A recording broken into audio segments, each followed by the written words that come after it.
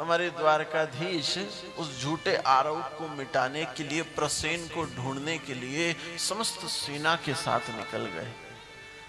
जब वन में पहुंचे तो प्रसेन की लाश देखी, मरा पड़ा था प्रसेन। उसकी लाश के पास में शेर के पैर के निशान थे।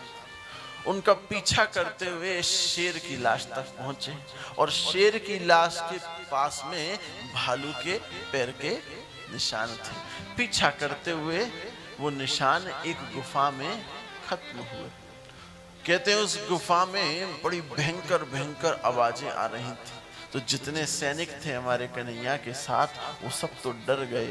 कहा कि प्रभु आपको जाना है तो आप जाइए, हम अंदर नहीं जाएंगे। मेरे प्रभु को किससे डर लगता है।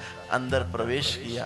कहते हैं एक वहां पर भालूनी थी जो उस मणि से खेल रही थी। मेरे प्रभु ने उस मणि को जैसे ही उससे लेना चाहा, इतने में वो जोर से चिल्लाई। जैसे ही चिल्लाई, एक लंबा चौड़ा मोटा ताजा भालू वहां आ गया और मेरे प्रभु के साथ युद्ध करने लग गया।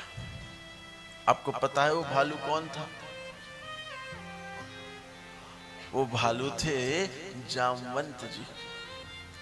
कहते हैं जब मेरे प्रभु ने कुंभकर्ण और रावण को मार दिया तो ये जामवंत भगवान राम के पास आया और राम से कहा कि हे प्रभु, आपने बहुत गलत किया कि आपने स्वयं ही कुंभकर्ण और रावण को मार दिया। अरे मुझसे कह दिया होता, मैं मार देता। अरे इतने बलवान हैं और मैं भी उनके जैसा ही बलवान था। और प्रभु अब मेरी हड्डियां कुलबुला रही हैं, मेरे शरीर में खुजली मच रही है कि मुझे भी युद्ध करना है।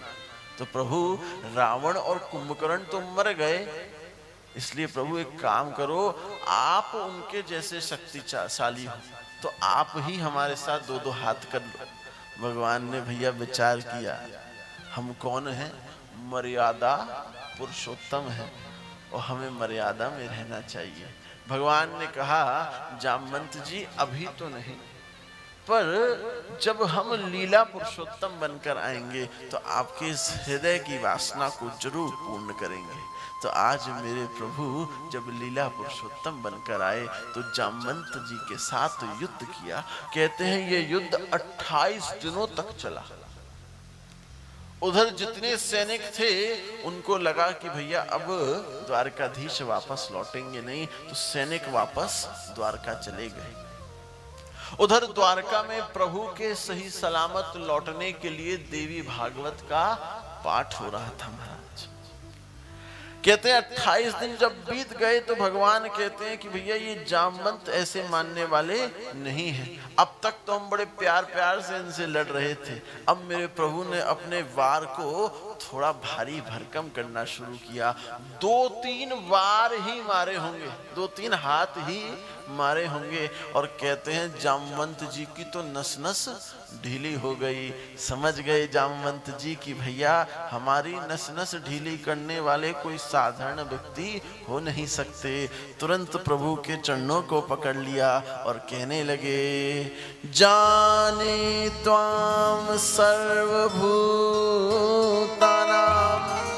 प्राण ओजसहो बलम विष्णु पुराण पुरुषम प्रभविष्णु अधीश्वरम।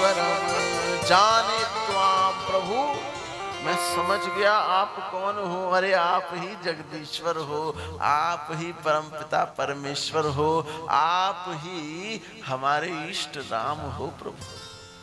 प्रभु हम आपसे एक विनती करना चाहते हैं, आप हमें राम रूप में दर्शन करा दीजिए। इतने वर्ष हो गए, एक युग बदल गया, पर हमने भगवान राम के दर्शन नहीं किए, तो आप हमें भगवान राम का दर्शन कराइए। कहते हैं जैसे ही जामवंत जी ने ये कहा, मेरे प्रभु तो भक्त वत्सल हैं, उन्होंने तुरंत कहते हैं कृष्ण रूप को त्याग राम रूप में दर्शन कराए। बोले रामचंद्र भगवान की जय।